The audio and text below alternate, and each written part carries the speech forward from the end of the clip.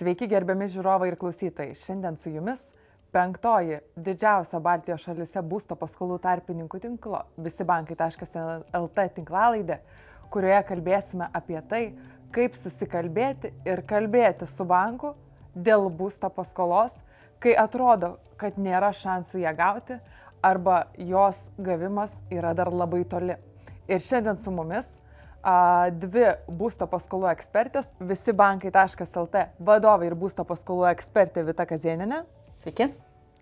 Ir visibankai.lt būsto paskolų ekspertė Brigita Janonytė. Sveiki.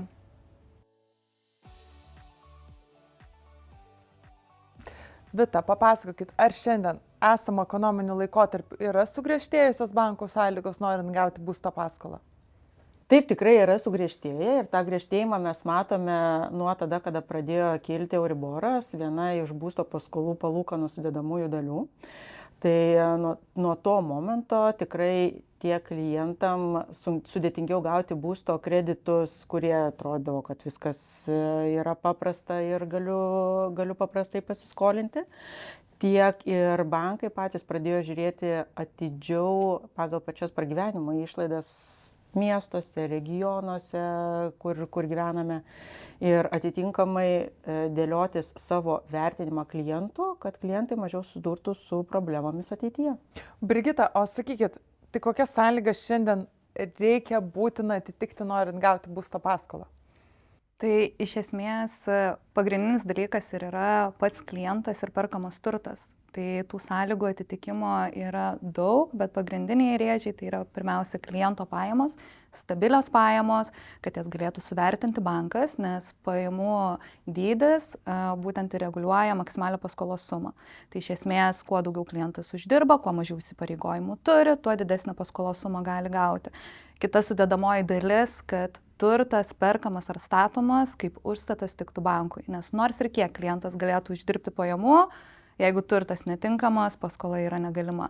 Tai čia pagrindinės gal tos taisyklės, o tas stabilumas pajamų tai visiškai priklauso nuo kliento individualiai.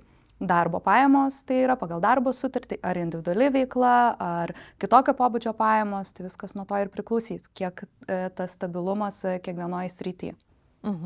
O sakykit, pavyzdžiui, tarkim, kokia šiandien yra situacija tiems, kurie, pavyzdžiui, vykdo individualią veiklą, yra įmonių savininkai, jiems galioja šiek tiek kitokios sąlygos negu dirbantiems pagal darbo sutartį. Ir ar jiems sunkiau gauti, ar lygiai tas pats viskas priklauso nuo tavo pajamų ir jų stabilumo, aišku, ir pagal tai bankas vertina jau ir žiūri tada, ar gali gauti ar negali. Taip, tai iš tikrųjų tiek aš, tiek Vita girdim daug atgarsių, kad, o Dieve, vykdau savo veiklą, viskas, negausiu paskolos, neįmanoma, aš čia turiu sukaupti pats savo, niekas man nepadeda, valstybė bloga, bankai blogi. Bet iš esmės, tas pats žmogus vykdantis savo veiklą, nesvarbu ar turi MB, ar UAB, ar individualią veiklą, jisai vis tiek vykdo testinį darbą, gauna testinės pajamas ir kas yra svarbiausia bankui, kad tos pajamos atsispindėtų per sąskaitos išrašą. Tai iš esmės tai yra pats pagrindinis dalykas ir prašo, kad tos veiklos būtų ilgiau vykdomos. Tai yra neužtenka kaip pagal darbo sutartį pusės metų išdirbio kažkokiam UAB ar kitoj įmoniai, bet reikia bent jau 2 metų minimaliai. Faktas, kad priklauso nuo, galima išimtis daryti, nes priklauso nuo įmonės veiklos. Jeigu jinai yra labai pelninga, tikrai galima daryti išimtis, esam tikrai ir su pusės metų laikotarpiu pasitvirtinę klientam. Bet iš esmės tas standartas yra 2 metai veiklos. Turbūt labai svarbu čia irgi sutartys įvairios, ar ne, kad būtų ten... Taip, be abejo, viskas deklaruota, per sąskaitą, visos sutartys tvarkingos. Tai jeigu vykdantis savo veiklą žmogus nori imti paskolą per artimiausius metus, visą laiką geriausia pasikonsultuoti ir pasižiūrėti, ar nereikia namų darbų padaryti. Nes blogiausias scenarijus, kai pas mus ateina, mes įsirinkom savo svajonių būstą, bet nelabai rodo pajamų. Arba kažkoks nėra tęstinumas pajamų, kurie galėjo tai padaryti, bet nenorėjo. Tiesiog nes buvo jiems tada tą akimirką naudingiau. O šiaip iš esmės gal galite atskleisti, nuo ko priklauso banke, ar bus priimtas sprendimas dėl būsto paskolos išdavimo? Kokios sąlygos jiems yra kertinės ir kas ten priima sprendimą? Tai iš esmės tas sprendimas pats priklauso labai individualiai nuo pačių bankų ir nuo pačių klientų, nes bankai patys nusistato savo rizikas ir rėžius. Tai vadinasi, kaip vertina patį klientą, tai priklauso, ką jisai dirba, kokio dydžio jo pajamos, koks jo išsilavinimas, stažas, ką jis apskritai veikia. Ar tai yra veikla, kurią jis galėtų vykdyti toliau ir tikėtina augs tos pajamos, ar galbūt tai yra šiai dienai pagal ekonomiką rizikinga veikla, nes jinai yra nuostolinga. Tai, pavyzdžiui, COVID laikotarpiu kavinių sektorius, taip bankai iš karto žiūrėjo rizikingiau. Tai priklauso nuo pačio kliento tos sąlygos ir tada bankų būtent viduje komitetas, jau tie sprendėjai, jie jau žiūri visą tą detalizavimą apie klientą ir turtą ir priiminėja tas sąlygas. Tai čia būtent kaip visa tai yra pateikiama bankui, kaip visi tie rašinėliai apie klientą, apie turtą, apie visą situaciją yra pateikiami, nuo to ir priklauso tos sąlygos. Ir aišku, visos tos rizikos, kaip yra suvaldomos banke. Tai to taip labai paprastai negaliu paaiškinti, nes labai individualu bankuose, bet iš esmės reikia kuo detaliau aprašyti, bet irgi nepateikti perteklinės tos informacijos bankam. Vita, atskleiskit, tai kaip reikia susikalbėti ir kalbėti su banku dėl būsto paskolos? Ar yra kažkokios nerašytos taisyklės? Atskleiskit tas savo auksinės taisyklės, ko vadovaujatės. Tai auksinės taisyklės nėra. Pagrindinis dalykas turi būti tvarkingos pajamos, kas yra pagrindinė turbūt dalis būsto paskolai gauti. Kitas dalykas - atvirumas su banku. Jeigu aš turėjau kažkokių tai skolelių ir pas mane tas matosi kredito istorijoje, tai negalvot, kad bankas to nepamatys, o tiesiog pasakyti, kas buvo, kodėl jos atsirado. Tikrai bankuose nesėdi ten žmonės, kurie nesupranta. Pas visus visko gali atsitikti. Tai kalbėti atvirai ir svarbiausia argumentuoti, kodėl man reikia suteikti paskolą, kodėl man reikia suteikti paskolą geresnėmis sąlygomis. Tai jeigu aš eisiu į vieną banką su viena paraiška tik tai ir prašysiu tik iš vieno banko paskolos, tai turbūt ta argumentacija bus labai siaura, nes vienas iš pagrindinių argumentų yra tai, kiek ir kokių pasiūlymų aš turiu iš kitų kredito įstaigų.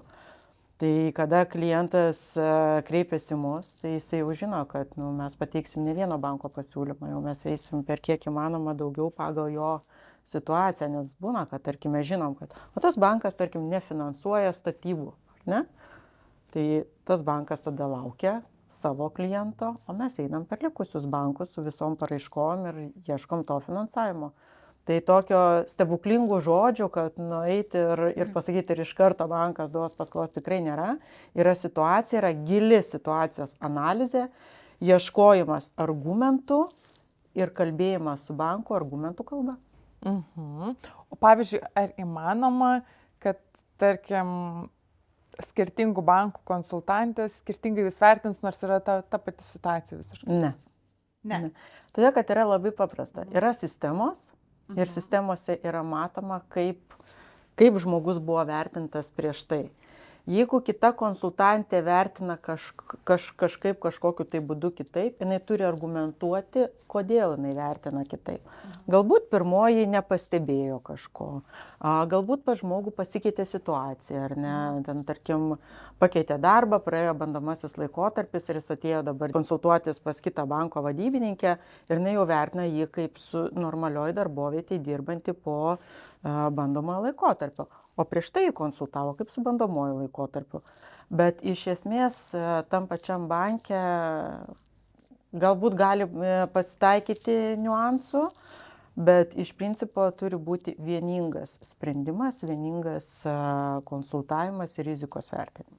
Nebent kažkokios informacijos tiesiog nepasižymėjo pirmą konsultuojantį, tai gali būti. Arba pats klientas su viena konsultantė daugiau pasakė informacijos ir vertino galbūt dar papildomas kažkokias pajamas iš klientų srautų. Arba paaiškino tam tikrus savo įsipareigojimus ten, kuriai kitai nepapasakojo. Taip. O šiaip, kokias 3 pagrindinės klaidas žmonės daro, dėrėdamėsi su banku dėl būsto paskolos, kai jie tą daro savarankiškai? Nes jūs klaidų nedarot, mes žinom, bet ką daro, vat, žmonės? Sunku pasakyti, nes kai šalia nebūni, tai sunku ką pasakyti. Galbūt iš tokių, kur mes susidarėm, kada klientai su mumis kalbasi, ar ne, bandymas blefuoti, kad, nu, tarkim, aš gavau maržą 1%. Tai vat man tada tiktų, jeigu jūs man tokią maržą gautumėte, ar ne? Tai lygiai taip pačiai ir bankams sako, kad man kitas bankas siūlo tokią maržą. Bet tiek kiti bankai, tiek ir mes žinom, kokios yra vidutinės būsto palūkanų maržos šiai dienai, ar ne? Tai tokio blefavimo tikrai pasitaiko.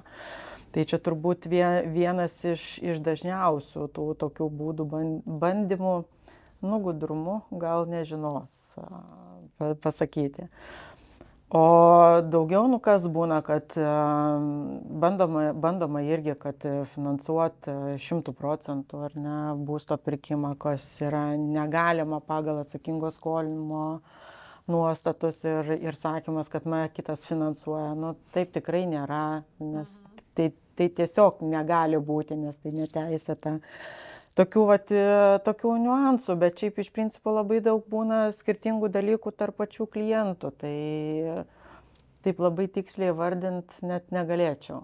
Galbūt kokią realią istoriją turit, kai pavyzdžiui, žmogus tikrai atėjo pas jūs, pats perėjęs per visus bankus, sako, niekaip, negaunu tos paskolos, nežinau ką daryti, o štai jūs paimėt jam ir gavot. Buvo taip? Tai tokių istorijų pas mus per visą veiklos visus metus tikrai yra ne viena ir pagrindinė problema būna, kad tiesiog žmogus neapgynė, pavyzdžiui, savo veiklos. Tarkim, aš dirbau kažkokioj tai įmonėj buhalteriu, ar ne? Visą laiką samdomas darbuotojas, dirbau ilgą laiką. Dabar išėjau, pavyzdžiui, dirbti savo, pasiėmiau tą individualią veiklą ar savo mažąją bendryją, įsisteigiau, ar ne, ir dirbu savo. Ir mano galbūt dar tik tai metai, kaip aš dirbu savo, vienus metus deklaravau ir bankai nefinansuoja, ar ne? Nes žmogus neapgynė, kad aš prieš tai tą darbą dariau. Galbūt nepateikė kažkokių susitarimų su įmonėm, kurios dažniausiai būna ilgalaikės, kad aš tvarkysiu tą buhalterinę apskaitą. Tai daugiau galbūt iš šitos pusės būna, kad žmonės patys neapgina savo veiklos arba savo istorijos. Labai dažnas būna atvejis su greitaisiais kreditais. Ar ne? Mes viešojoje erdvėje visur girdime, kad greitųjų kreditų, jeigu jūs turite, jūsų niekas nefinansuos. Tai ne visiškai tiesa. Vienas dalykas, žiūrima, kada tie greitieji kreditai buvo imti, ar jie tvarkingai grąžinti. Kaip dažnai jie buvo imti, jeigu jie buvo imti dažnai, kodėl jie būdavo įmami dažnai. Jeigu net ir yra dabar greitasis kreditas paimtas, kam jisai buvo paimtas, kokia suma, koks yra mokėjimas, visą tai galima apginti. Tai jeigu žmogus sako, aš pasiėmiau greitųjų kreditų, tai kodėl jame tikrai dažnai mums klientai sako, tai jaunystė, kvailystė, tai tada pasiėmiau ir viskas. Tai čia ne argumentas realiai yra, tai reikia žiūrėti, o kodėl jame, gal tikrai aš buvau studentas, man buvo truputėlį sudėtingiau, tai aš pasiėmiau greitąjį kreditą, aš jį grąžinau, nevėlavau, dabar aš tų greitųjų kreditų neimu, aš galiu gauti kreditą. Bet jeigu banko vadybininkas nepaklausė, aš nepasakiau, banko vadybininkas pamatė, buvo greitieji kreditai, ačiū, viso gero. Tai iš esmės, jeigu tokių dalykų istorijų pasitaiko, tai tada turi turėti aiškę priežastį, dėl ko tai buvo, paaiškinimą, o gal net jį sugalvoti, bet tu turi turėti argumentą, o ne kaip ir jūs sakėte. Sugalvoti tai nesiūlyčiau, todėl kad melo kojos yra trumpos. Ir keli klausimai ir pats galiu pasimesti, ką aš buvau sugalvojęs. Tai mano visą laiką yra rekomendacija klientam sakyti taip, kaip yra. Taip, kaip yra ir žiūrėti, kas iš to eis. Nes dažnai būna patys ir vadybininkai ir pasiūlo kažkokių tai išeičių.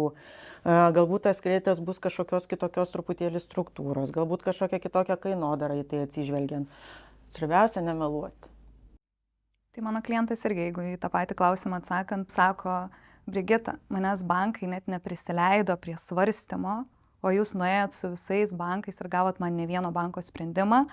Nes būtent ta komunikacija ne tik iš kliento, bet ir iš banko, na, tai pripažinkim, tai yra žmogiškasis faktorius. Tai viskas priklauso ir nuo žmonių kontakto, nuo bendravimo, nuo pateikimo, nuo nuotaikų visų ir panašiai.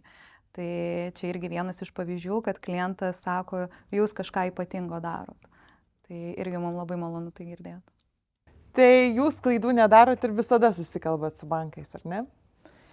Pirmoje eilėje nesam niekas tobuli, jeigu taip pažiūrėt, ar ne, tai tikrai ir pas mus pasitaiko, tik tai galbūt mes greičiau jas patys savo pamatom ir galim greičiau spręsti.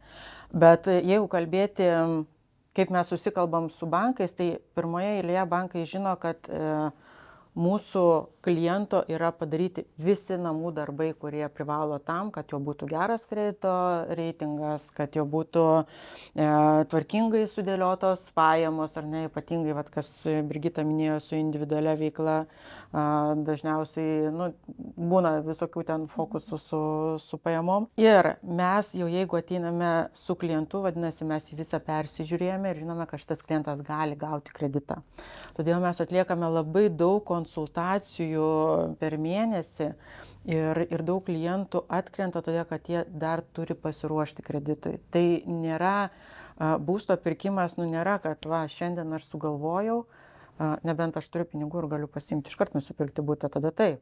Bet jeigu man reikia būsto paskolos, aš turiu tam pasiruošti, aš turiu pasiskaičiuoti, o kaip aš gyvensiu, nes aš turėsiu atidavinėti bankui už būstą įmokas, ar ne, kokios jos bus, ar man liks pinigų pragyvenimui, kaip aš įpratęs gyventi, ar aš galėsiu, ar aš norėsiu truputėlį susisiaurinti savo galbūt norus, įpročius, ar ne, tai pirmoje eilėje reikia pasidaryti tuos pagrindinius namų darbus savo. Tai kai mes einam pas bankus, kodėl mes su jais susitarėm, todėl kad mes jau būnam klientus vis paruošę, ką reikia pasidaryti. Ekstra žingsnius darom vis laiką, nes tikslas vis tiek yra vienas - pasiekti gerom sąlygom sprendimą, kad klientui jisai tiktų. Pasidalinkite per praėjusius metus, kokius bankus dažniausiai rinkosi jūsų klientai. Na, kadangi mes, kai kreipiamės dėl būsto paskolos, kreipiamės praktiškai į visus bankus, kurie suteikia būsto paskolas. Kaip sakiau, gali būti kažkokių tai išimčių, ar ne? O kiek dabar jų yra? 7 bankai, kurie suteikia būsto paskolas. Aš nekalbu dar Unijos. Kredito unijos, kurios taip pat gali steigti. Mūsų pagrindinis tikslas yra, kad klientas gautų būsto paskolą banke, nes būsto paskolos tiesiog yra pigesnės. Tai ir bankai gali pasiūlyti daug geresnės sąlygas klientams. Tai visuose bankuose yra pildomos paraiškos ir gaunami tie sprendimai. Paskui jau lieka galutinis variantas, kliento pasirinkimas, ką jisai pasirinks. Na, tai natūraliai Swedbankas ir SEB Bank Lietuvoje, jie turi didžiausią tą pyrago dalį. Tikrai ir lankščiai, ir greitai su būsto paskolom dirba. Luminoro bankas vejas ir būna tokių persipinimų. Tai vienas bankas daugiau užduoda paskolų, tai kitas mūsų klientams. Taip pat labai mes džiaugiamės, kad tokie bankai kaip Big Bankas, kuris nesenai tik tai pradėjo teikti būsto paskolas antri ir treti metai, tik tai Šiaulių bankas, Medicinos bankas, Citadelė, jie taip pat puikiai įsilieja ir konkuruoja tarpusavyje. Galbūt mažiau yra su Mano bankas, turbūt daug kas nežino, kad yra ir toksai bankas, taip vadinasi Mano bankas. Bet jeigu kalbėti apie šitus pagrindinius rinkos žaidėjus, tai mes dirbame su visais ir kiekvienas savo tą dalį pasiema. Vienu momentu būna vienas bankas kažkuris tai lyderiaujantis pasirinkime, kitu momentu kitas bankas lyderiaujantis, tai jie taip persipina viens su kitu. Pabaigai, tai argumentuokite, kodėl verta kreiptis į paskolų tarpininkus tokius kaip jūs, o neiti tiesiogiai pas banką. Iš asmeninės patirties galiu sakyti, kad tikrai su jumis viskas lengviau, paprasčiau ir tikrai nereikia niekuo rūpintis. Tai iš tikrųjų net nesitikėjau tokio rezultato. asmeninė patirtis kalba, bet jūs argumentuokit tiems, kas nežino, kodėl verta visgi užpildyti pas jūs paraišką ir kreiptis į jūs pagalbos. Tai gal pirmiausia, manau, kad verta, bet kokio atveju, nors ir abejojot mūsų paslaugą, galvojot, kad galit patys susitvarkyti, bet pasinaudoti tą nemokamą konsultaciją pirminę, kad profesionalas jums suteiktų ir pasižiūrėtų jūsų situaciją plačiau per visus bankus, tai manau, tai yra pirminė nauda ir mes jau matydami, kokia tai yra kliento pati situacija, patarėme jam bet kokio atveju ir pasakome, kad ar verta, ar yra galimybės, nėra galimybių, o mūsų pagrindinė nauda tai taupyti klientų pinigus ir laiką ir nervus. Taip, tai vadinasi, atėjęs klientas pas mus jis jaučiasi saugiai, nes pasitikė mumis. O mums tai yra svarbiausia, mes tada galime ramiai dirbti savo darbą, o mes įdirbame gerai. Tai mūsų rodantys rezultatai patys, tai, ką mes skelbiame viešoje erdvėje, rodo, kad mūsų rezultatai tikrai yra geri. Aš visą laiką sakau, kad kiekvienas turime dirbti savo darbą. Visi žinome, ką mokame, ką žinome geriausiai, ar ne? Aš tikrai žinau ir nekartą esu pati kepusi duoną, tarkim, ar ne, bet aš ją vis tiek perku kepyklą arba parduotuvėje. Tai čia galbūt toksai šiek tiek sarkastiškas palyginimas, ar ne, bet klientai, kurie kreipiasi į mus ir tikrai turim labai daug tokių atsiliepimų, kur sako, na, galvau pasižiūrėsiu ir nesitikėjau, kad tikrai taip ir bus. Tai mums patys geriausiai atsiliepimai yra tų klientų, kurie šiek tiek skeptiškai žiūrėjo į paslaugą, abejodami, bet galbūt jau buvo susidūrę šiek tiek su bankais ir negavę paskolų arba netiko rezultatas ir tada kreipėsi į mus ir mes padarėme geresnį rezultatą, negu kad jie turėjo prieš tai. Tai tiesiog, kaip ir Brigita sakė, konsultacija, pasidomėti ir galų gale įvertinti mus, o kaip mes kalbame, ar ne, ką mes žinome, gal mes nieko nežinome. Tai ateiti tą konsultaciją, pasikalbėti su mumis ir tada nuspręsti, ar aš pasitikiu, ar aš nepasitikiu ir aš bandau pats. Bet tie, kas taupo savo laiką, nervus ir pinigus, jie kreipiasi pas mus. Ačiū damos už puikų pokalbį. Šiandien su mumis buvo visibankai.lt būsto paskolų ekspertės Vita ir Brigita. Na, o aš labai tikiuosi, kad ši tinklalaidė padėjo jums atsakyti klausimą, kaip kalbėti ir susikalbėti su banku dėl būsto paskolos. O jei dar turite klausimų, keliaukite visibankai.lt, registruokitės konsultacijai, kur tikra profesionalų komanda padės jums atsakyti klausimą, ar jūs jau galite gauti būsto paskolą, ar jums dar reikia jai šiek tiek pasiruošti. Ir kiek žinau, pirmoji konsultacija nemokama, tad nedelskite ir išnaudokite galimybę. Na, o aš jūs taip pat labai kviečiu pasekti visibankai.lt, Facebook, Instagram ir LinkedIn, taip pat YouTube ir Spotify. Iki susitikimo kitoje tinklalaidėje.